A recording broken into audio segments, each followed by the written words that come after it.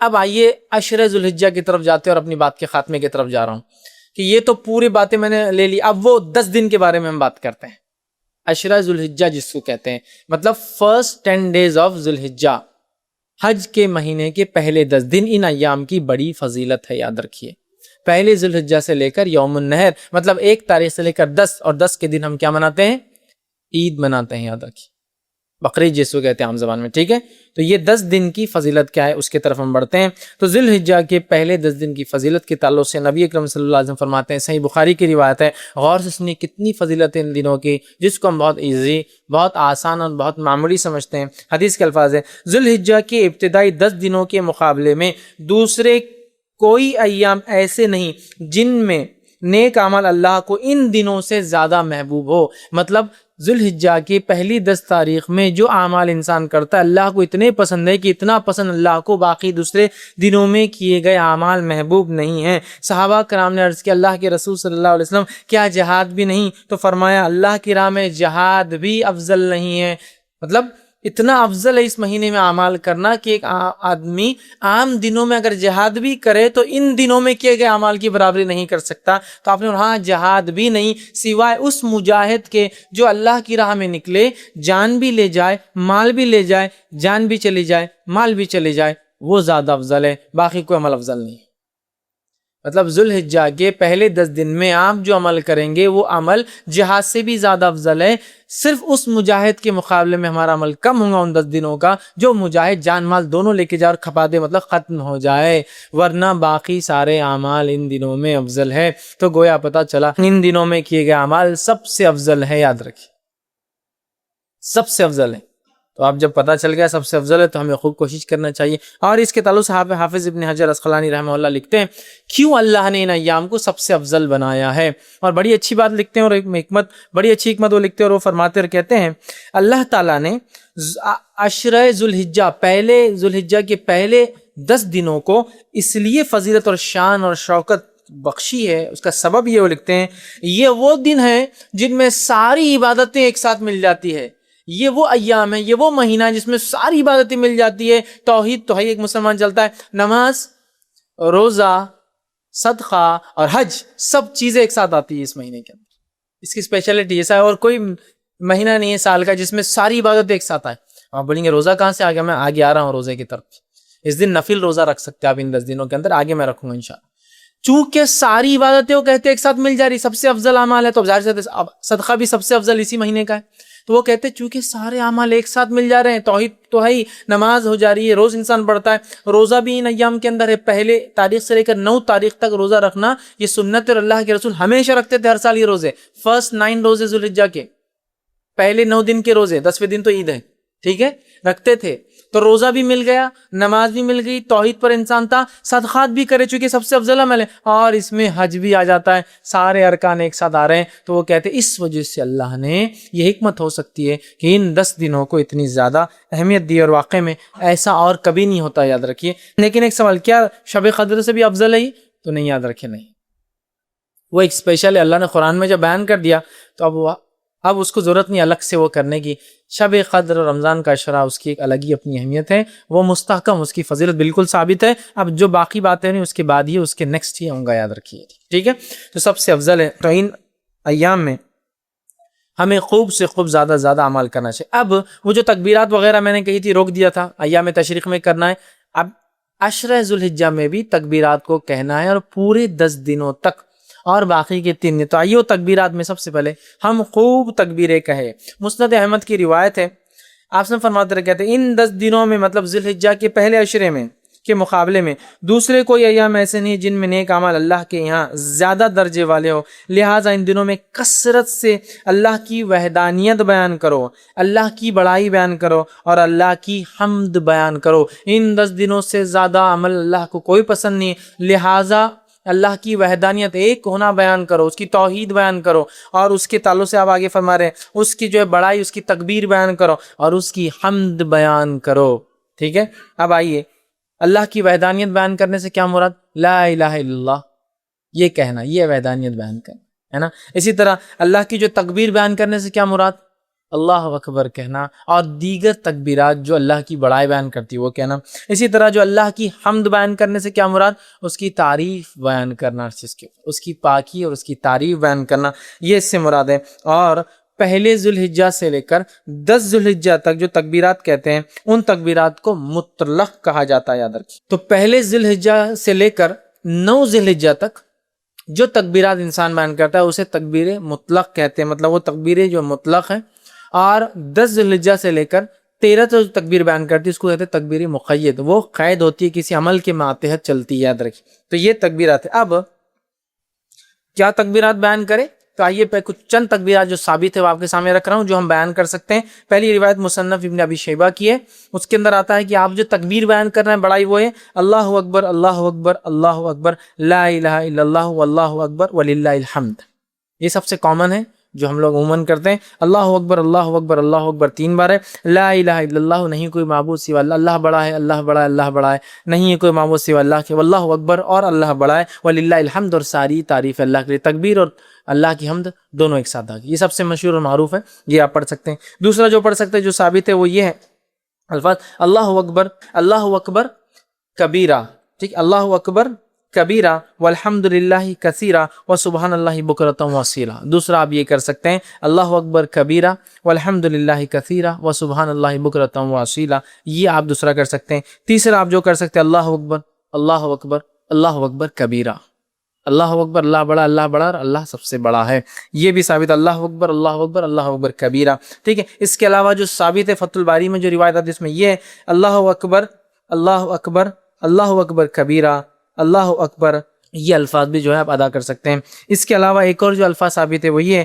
سبحان اللہ والحمد للہ لا الہ الا اللہ واللہ اکبر اللہ اکبر وللہ الحمد۔ یہ تمام تسبیحات آپ کثرت سے ان ایام میں پہلے سے لے کر 13 تک کثرت سے بیان کر سکتے ہیں۔ صحابہ کا ان ایام میں کیا معمول تھا، جو میں نے رکھا تھا نا کہ تکبیرات آپ نہیں پڑھتے، وجوہات شرم آتی فلائیں، صحابہ کا کیا معمول تھا؟ آئیے امام بخاری نقل کرتے ہیں کہ عبداللہ ابن عمر رضی اللہ عنہما اور ابو ہریرہ رضی اللہ عنہ، یہ دونوں صحابی جو ہے ان 10 دنوں کے اندر بازار کی طرف جاتے اور بازار میں جاتے اور اتنے زور سے تکبیر کہتے ہیں کہ لوگ بھی ان کی تکبیرات کو سن کر وہ بھی تکبیر کہتے ہیں۔ اب اگر ہمارے دور میں کوئی تکبیر بولتا گیا تو وہ ایک تو پاگل ڈکلیئر ہو جائیں گا، ایکسٹرا آرڈنری، حد سے زیادہ کہیں کو دکھاوا کر رہے بھیا تم، یہ کرنا والی چیز ہے۔ اگر یہ دکھاوا ہوتی صحابی کبھی نہیں کرتے تھے، یہ کرنے والے اعمال، تو یا تو وہ ہو جائیں گا یا تو پھر اللہ کا ولی ڈکلیئر ہو کے عام لوگوں سے بڑا ہو جائیں گا، اللہ کا ولی بھائی ہم نہیں کر سکتے، نیکسٹ آگے یہ ہو جائیں گا معاملہ۔ صحابہ نکلتے تھے اتنی زور سے بولتے تھے کہ سننے والے غفلت میں ہیں، بازار میں لوگ مارکیٹ میں بھول گئے یا ارے یاد آ گیا ذوالحجہ چالو ہے اور اس کے اپن نہیں بولو تکبیرات بیان، تو اتنی زور سے بیان کرتے ہیں کہ لوگ ان کی تکبیرات سن کر تکبیر بیان کرتے۔ عبداللہ بن عمر رضی اللہ عنہ کے تعلق سے آتا کہ مینا میں اپنے خیمے میں، مطلب حج کے لیے جاتے، مینا میں اپنے خیمے میں اتنی زور سے تکبیر بولتے کہ آواز مسجد میں چلی جاتی تو مسجد والے تکبیر بولتے، مسجد والے تکبیر بولتے تو آواز بازار میں چلی جاتی تو بازار والے تکبیر بولتے، اور چنانچہ روایت میں آتا ہے کہ مینا تکبیرات سے گونج اٹھتا تھا، بخاری کی روایت ہے، مطلب وہ یہاں بولتے تو مسجد والے سن لیتے، مسجد والے بولتے تو بازار والے سن لیتے، بازار والے بولتے تو اتنی زور سے آواز ہوتی کہ پورا مینا آواز سے گونجتا تھا، لوگوں کی تکبیرات لوگ بیان کرے، جیسے حج میں ہوتا ہے نا، تو یہ حج میں تو کرنا ہی ہے، بازار میں بھی کرتے تھے، مطلب یہ حج کو نہیں کہتے شروعات میں، بازار میں بھی کرتے چلتے پھرتے۔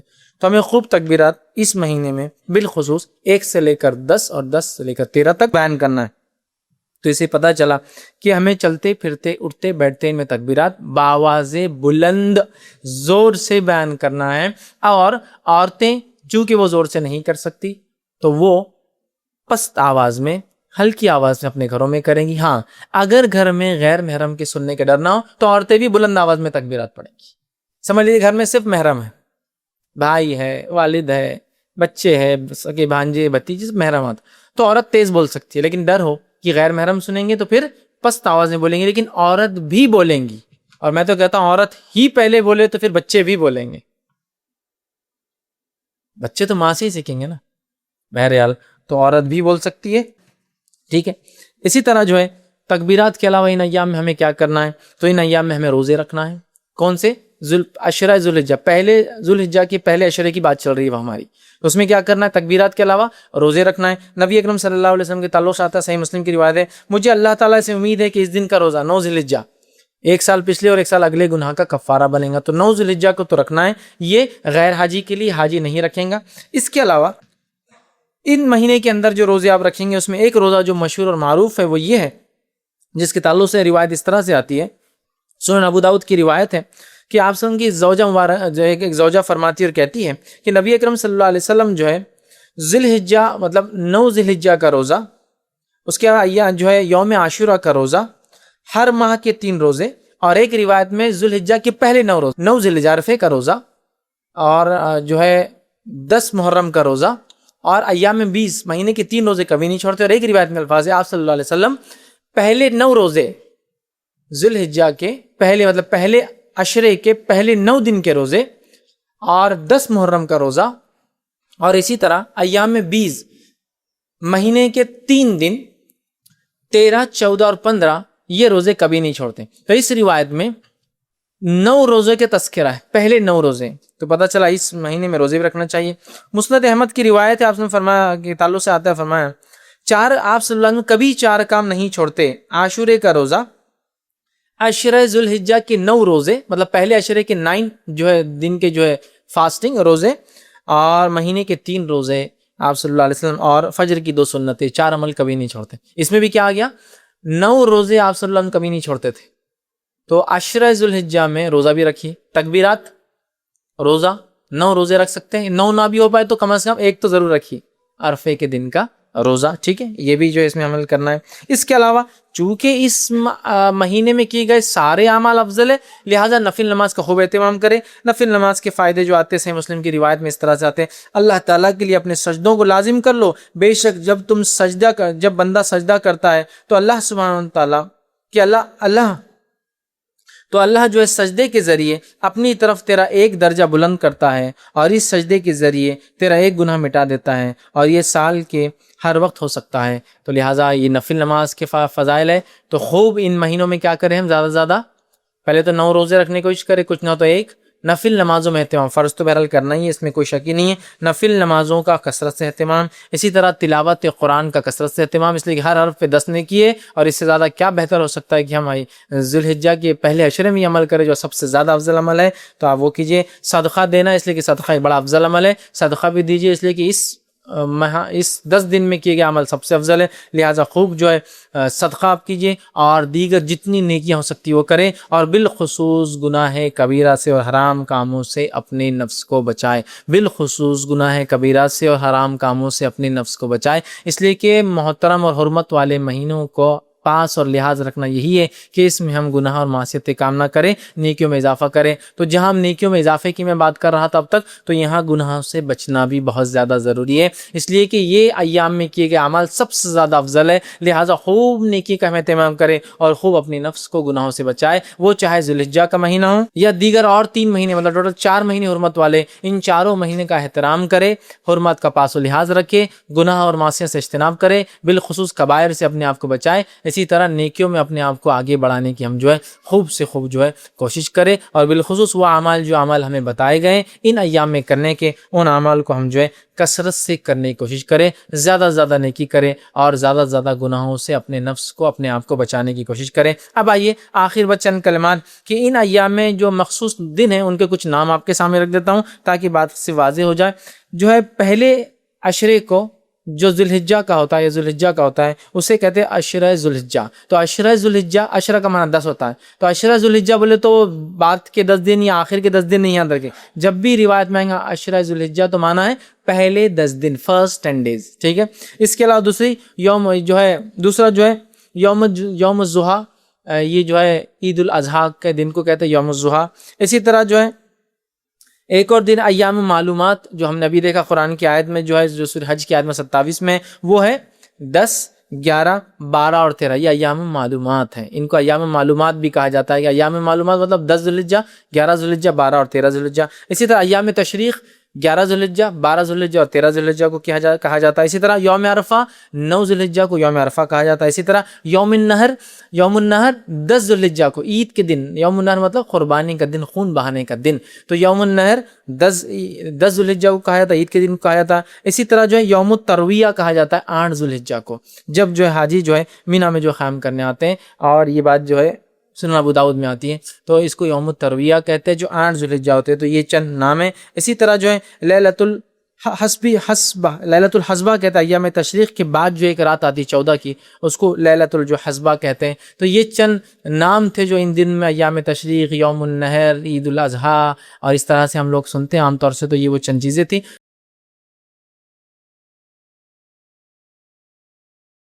السلام علیکم. آپ بھی ہمارے اس کام میں تعاون کریں اپنی زکات و صدقات کے ذریعے. ڈونیشن ڈیٹیلز کے لیے ڈونیٹ پر کلک کریں. اگر آپ کو ہماری ویڈیوز پسند آئے ہیں تو اسے شیئر کریں اور ثواب کے حقدار بنیں. روزانہ ہماری ویڈیوز کو پانے کے لیے ہمارے یوٹیوب چینل کو سبسکرائب کریں اور بیل آئکن دبائیں. ہم سے دیگر سوشل میڈیا پر جڑنے کے لیے ویڈیو میں دیے گئے آئی ڈی کو سرچ کریں. جزاک اللہ.